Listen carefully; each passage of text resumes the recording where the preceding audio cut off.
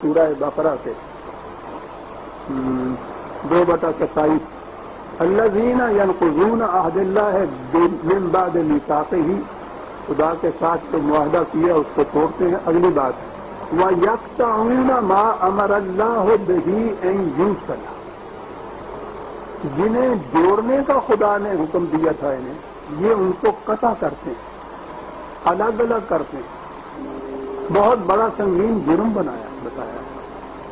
جنہیں خدا نے جوڑنے کا حکم دیا تھا انہیں یہ قطع کرتے ہیں، الگ الگ کرتے ہیں. اس چیز کا جوڑنے کا حکم دیا تھا قرآن نے.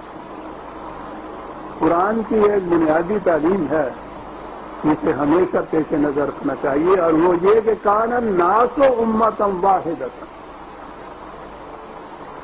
پوری کی پوری انسانیت ایک واحد برادری، ایک عالمگیر برادری، پوری انسانیت. یہ ہے جو مشیت یا منشا خداوندی ہے کہ ایسی نوع انسان کو اس طرح قرۂ ارض پہ رہنا چاہیے کہ پوری انسانیت ایک برادری، ایک قوم، ایک ملت، اس میں کسی قسم کا کوئی تفرقہ نہ ہو، کوئی اختلاف نہ ہو، کوئی قطع کی ہوئی چیز نہ ہو. کان الناس. اور اس کے لیے دوسری جگہ ہے کہ انسانوں نے پھر اختلاف کیا، فبعث اللہ النبیین مبشرین ومنذرین.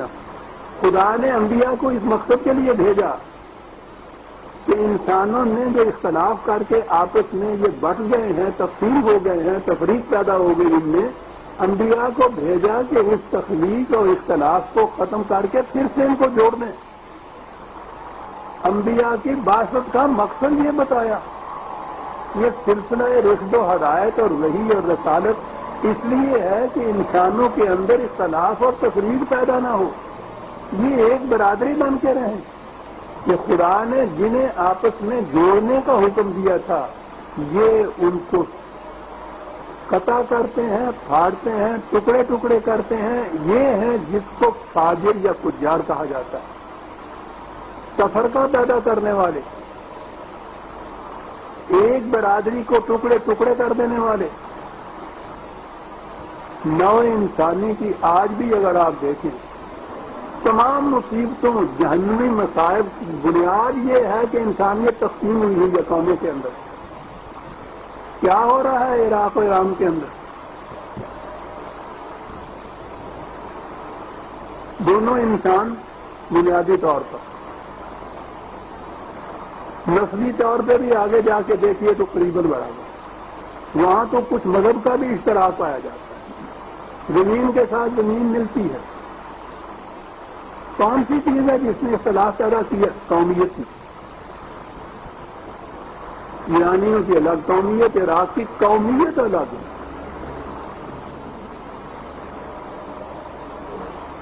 اس قومیت کی بنیادوں کے اوپر مملکتیں الگ، مملکتوں کے مفاد الگ. مفاد میں ٹکراؤ ہوتا ہے، ٹکراؤ سے جنگ ہوتی ہے. ایسی جنگ ہے اتنے سال ہو گئے سلجھ نہیں پا رہی، اور ساری دنیا کے اندر جو اس وقت خوف، ہراس، تشویش کیا پھیلی ہوئی ہے، سپر پاور بیٹھی ہوئی ہے، وہ کیا ہے؟ وہ دونوں انسان ہیں. کیا فرق ہے؟ قرۂ ارض کے اوپر لکیریں کھینچی ہوئی ہیں صرف، بس. وہ بھی کوئی خدا کی کھینچی ہوئی نہیں ہے، آسمان کی کھینچی ہوئی نہیں ہے، خود ہی کھینچی ہوئی ہے. وہ کہیں آگے بھی بڑھ جاتی ہیں، کہیں پیچھے بھی ہٹ جاتی ہیں، مٹ بھی جاتی ہیں، نئی کھینچی بھی جاتی ہیں، خود کھینچتی ہیں، لکیر کھینچ لیتے ہیں. اور اس ایک لکیر کے کھینچنے سے وہ دونوں انسانیت کی برادری کے دو فرد رہتے ہی نہیں، وہ کچھ اور ہی ہو جاتے ہیں. آپ دیکھیں گے کہ ایک قوم دوسری قوم کے مقابلے میں وہ یہ نہیں ہے کہ دونوں انسان ہیں. یہی ہمارے ہاں مشرقی بنگال جس کو بہرحال پرانا لفظ وہی مشرقی پاکستان ذہن میں آتا ہے بدقسمتی سے.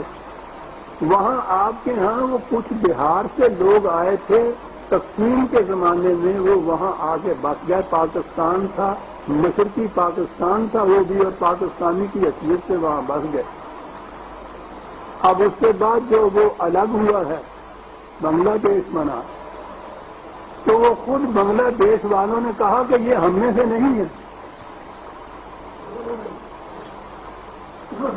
وہ ان میں سے نہیں ہے، کہتے ہیں 4-5 لاکھ کے قریب اس بری حالت میں ہیں جو دیش کے وہاں سے لوگ آئے ہیں، بیچاروں کے چھت تک نہیں رہنے کے لیے، کھانے کو ٹکڑا تک نہیں ہے 5-4۔